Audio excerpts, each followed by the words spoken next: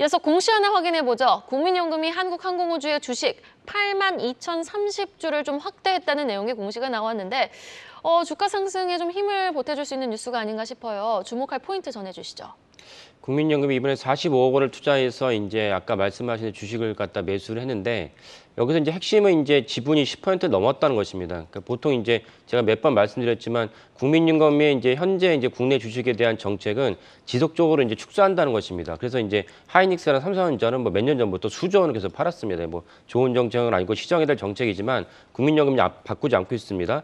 이런 가운데서 굳이 항공우주를 이미 갖고 있는 지분이 9점 몇 %, 10% 육박했는데 이번에 45억 원을 투자해서 10%를 넘겼다. 10%를 넘기면은 공시 의무가 더 강화됩니다. 이런 거를 다 알고 있는데도 불구하고 국민연금이 90%를 넘긴 것에 주목해야 되지 않을까 싶고요. 물론 이제 항공우주에 많은 이제 좀 호재가 있습니다. 방산부와 또 최근에 이제 베트남에서 MOU를 맺었는데 MOU를 체결하면서 베트남에 이제 헬리콥터 사업에 이제 항공우주가 이제 뛰어들 전망입니다. 베트남이 삼면이 또 바다여서 우리나라랑 비슷한 이제 바다고 베트남 뭐 아시겠지만 인구가 1억 명이나 되기 때문에 만만치 않은 큰 시장입니다. 이런 점에서도 이제 호재가 있긴 하지만 이런 호재에도 불구하고 사실 많은 종목들이 있는데도 불구하고 굳이 항공우주에 이미 지분이 있는데도 불구하고 10% 넘겼다는 것이 저는 어떻게 해석이 되냐면 조만간 항공우주를 이제 민영화시키려고 하는 초석이라고 이제 보여집니다.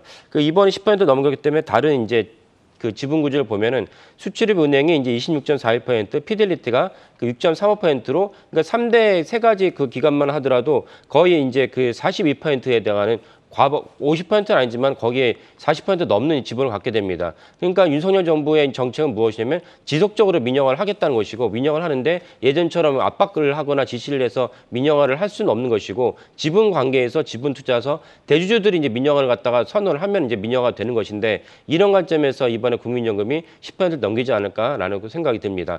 그러면 카이를 민영화했을 때 어디가 이제 가져갈 것이냐를 봤을 때면 당연히 하나 에어로스페이스, 하나그룹이 유력한 후보이고 이런 관점에서 용산과 하나그룹이 긴밀하게 협의를 하고 있다고 제가 이제 취재한 결과 알고 있습니다. 이런 맥락에서 만약에 카이가 민영화 된다면 주가는 한 단계 점프할 것이다. 예전처럼 갑자기 이제 대표가 바뀌고 정권이 바뀔 때마다 CEO가 바뀌는 그런 안타까운 일은 이제 없을 수 있기 때문에 이런 점에서 되게 우호적인 호재라고 볼 수가 있겠습니다. 공시 하나 더 체크해 보겠습니다. 지금 CS윈드가 터키 법인에 500억 원을 대여해줬다라는 내용의 공시가 나왔는데요.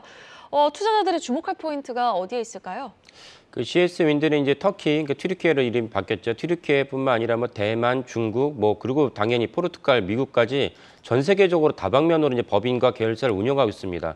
이런 이유가 이제 사실 현지에서 CS윈드 다 아시면 해상 풍력 타워를 만드는데 그걸 현지에 생산을 하는 것이 더 적합하다라고 판단했기 때문입니다. 근데 이 판단이 근데 지금 IRA의 시대를 맞아서 아주 적중을 했습니다. 미국에서 IRA를 하는데 결국은 미국에서 생산하는 기업과 제조업에 대해서 혜택을 주겠다는 것이죠. 이런 점이 이제 CS윈드가 적중을 했는데 다만 너무 빨리 이제 확대를 하다 보니까 이자 보상 배율이라고 하죠. 그러니까 이자와 영업이익 간의 관계인데 너무 빨리 확대를 하다 보니까 21년 기준으로는 이자 보상 배율이 11.6배였다가 22년 작년 기준으로는 이제 2.9배, 3배 미만으로 떨어졌습니다. 그리고 이번에 또 한 번 이제 500억 정도를 갖다가 법인에 빌려주게 되니까 이자 보상 배율이 이제 또 낮아질 수밖에 없는 구조인데 다만 여기서 아까 말씀드린 IRA 수혜가 있어서 IRA에서 이제 특별히 최대 첨단 생산세 공제라고 AMPC라고 있는데 AMPC가 최근에 이제 LG에너솔루션을 보면은 이제 1분기, 2분기 실적이 AMPC를 통해서 막 1,000억, 2,000억씩 들어왔습니다. 그러니까